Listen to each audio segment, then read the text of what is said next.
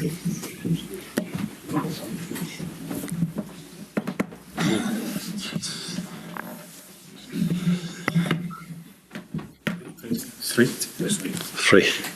more.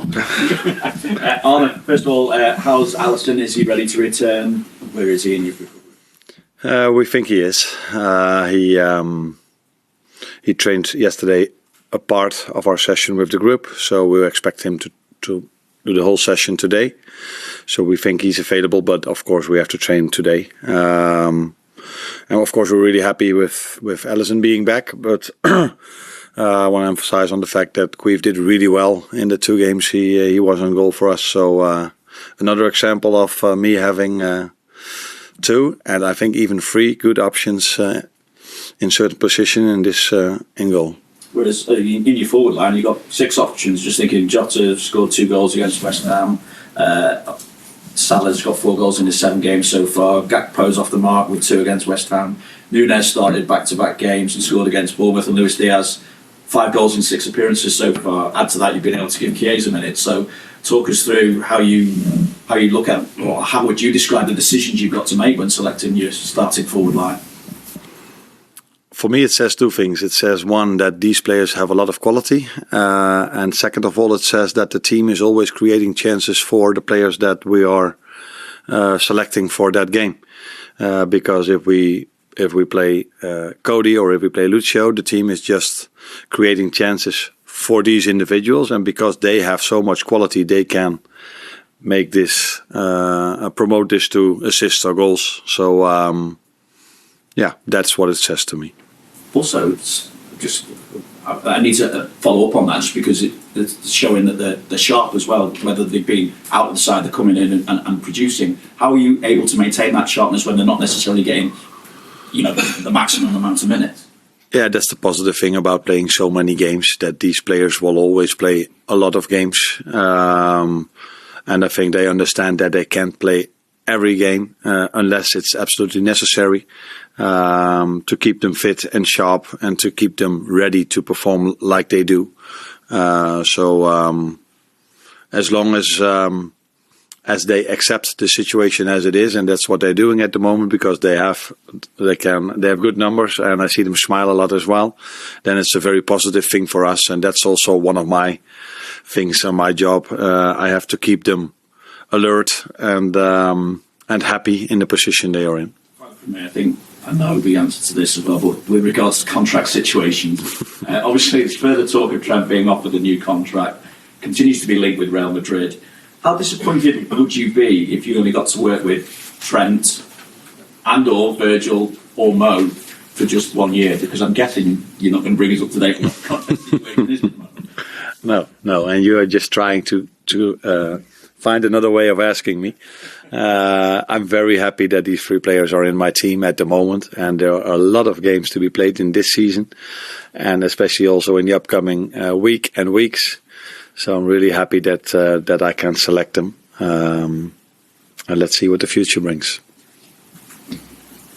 Continuing on with that theme of the depth of the squad, Curtis Jones obviously impressing in midweek as well, particularly after the change of position, when it's so necessary in this busy period that you've already spoken about.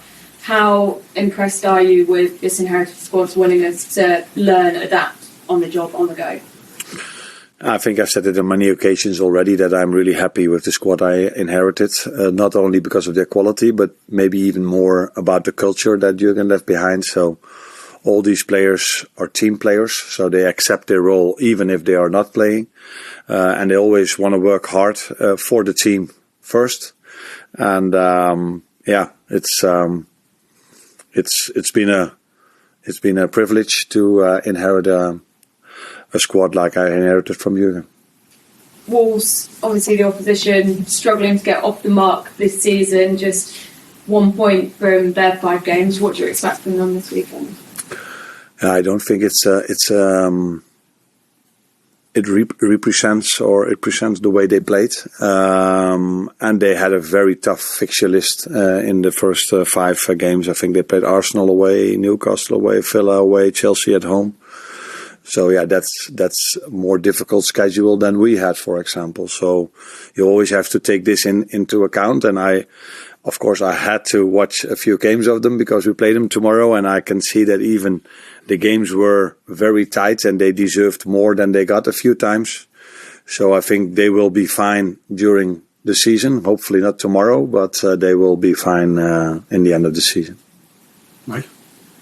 Hi there, Arne. More encouraging signs this week with the victories against Bournemouth and West Ham. But in both games, you gave up quite a lot of chances through the opposition. How much of a concern is that? Because excellent goalkeeping from Quibin Keller in both games, but you can't always guarantee that goalkeeping excellence, even despite the fact you've got quality in that position. Yeah. Now, the last thing you say is very important for us in the last two games, that we have a lot of quality in that position. On the other hand, we create a lot of chances as well. But in an ideal world, we don't concede as much as we did in the last two games. But if there's one big difference for me between my former club and the competition I worked in and this competition, is that every team has so many quality players in their squad and in their team that they're always able to create chances as well. So you also have to give credit to the teams we face and the quality they are having, but we need to do better in that aspect if we want to keep clean sheets more and more often. So we keep emphasizing on that. One of the reasons why the other team doesn't score that easy, it's also because we have a good goalkeeper. But if you every time count the bodies that are inside our 18-yard box the moment the other team gets a chance, that's also a real positive thing, and it makes it more difficult for the other team to score as well. Well, how do you address the question of doing better defensively? Because there's clearly a risk and reward element to the way that you play. Is it tinkering with what the players do individually and so therefore collectively? No, it's mostly about working on it collectively. But in our last game, I think a few chances also came from set pieces. The goal they scored also came from a set piece, and their second big chance in the game was also a set piece. Then we lost one time the ball so easy where Summerfield could go on a 1v1. So, but as always, it's always about the collective idea. That is what we have to improve, and then the individual quality that we have helps, of course, to become better as a team as well. Thank you, Bob. Arne, I was interested to read in your programme notes midweek that you kind of challenging the players to show you how they react to certain situations. Interested to know maybe if there's anything particular that you've learned in the last week or so that maybe you weren't aware of before, or anything that stood out in particular? I've said it earlier, I learn day by day every time more about the players because, of course, you know their quality, you know what they can do on the training ground, but we haven't faced many setbacks yet, although the Forest game was a setback for us. So you always want to learn how do individual players and we as a team react on setbacks. How do we react if we play a fantastic game with a great score? How do we react 3 days later? So you have to learn day by day, and that's what I'm doing. And then you try to adjust wherever you can to trigger them to get the best out of themselves, because it's all about offense, defense, and all these things we try to work on, but it's also every time you try to find a trigger for them to be on top of their game every single time they step out on the pitch. Top. I know you've spoken generally about the depth of the forward line. Can I just ask you about Luis Diaz? 5 goals this season already, and I think that's probably an area that's improved him personally since last season, where he was maybe getting in additions, not getting the goals. What's changed with him, do you think? Oh, that's difficult for me to judge because I wasn't here, of course, last season. It's still a small sample size where we are talking about, and I said before also when it comes to us winning quite a lot of games that till now we've faced almost all the team we faced are on the bottom league of the table, is the way you say it, where of course we expect United to be on top of the table in the end of the, maybe not on top, but in the top of the table in the end of the season. So there's still a lot for us to prove. Maybe the fixture list helped us by this amount of goals the forward scored. And let's see if we can keep scoring so many goals if the fixture list is getting harder and harder, starting tomorrow in a difficult away game against Wolves. Have you done anything specific with him in terms of improving his output for goal? No, I don't think so. Not particularly with him. Yeah, we train on a daily basis, trying to get them as most as we can in certain situations, and then help them in the best possible way where to position themselves and how to what to do in certain situations. But it's mainly also in this last third of the pitch, the quality of the player and the finishing he has, and I think he always had this. And I wasn't even that aware of the fact that how many goals did he score last season? 8. Okay. For me, he was someone who could score a goal, and 8 is for his quality, not of his standards, I would say. But did he play a lot? Did he play every game? Yeah. Okay. So then I think he just comes back to his normal situation. Maybe he was a bit unlucky last season, but a player of his quality will always score a lot of goals in every season. Well, Arne, one of the hallmarks of Wolves' season so far is they've been starting very quickly in games. I think they've been ahead at half-time in both of their last 2 games, even though they went on to lose those. And the same happened when Liverpool went there last season. And then if you look at Liverpool's last few games, you obviously had the goal away in Milan, but there was a couple of early moments against Bournemouth and against West Ham where maybe concentration wasn't at its highest. What do you put that down to, and is this something you've stressed ahead of this challenge against Wolves? If you look at us, our games, I think it's always in a game, the first 15 to 20 minutes, both teams have a lot of energy and they're all very hard and try to get maximum energy in the start. And then after 10, 15, 20 minutes, the game mostly settles down. And then the team that, in my opinion, plays the best football gets the ball a lot and starts to play. But the first 15 to 20 are always 2 teams that are doing this. When it comes to Wolves, I'm not surprised that they go up because they play really good football, and I think they've been really unlucky not getting the results they might have deserved.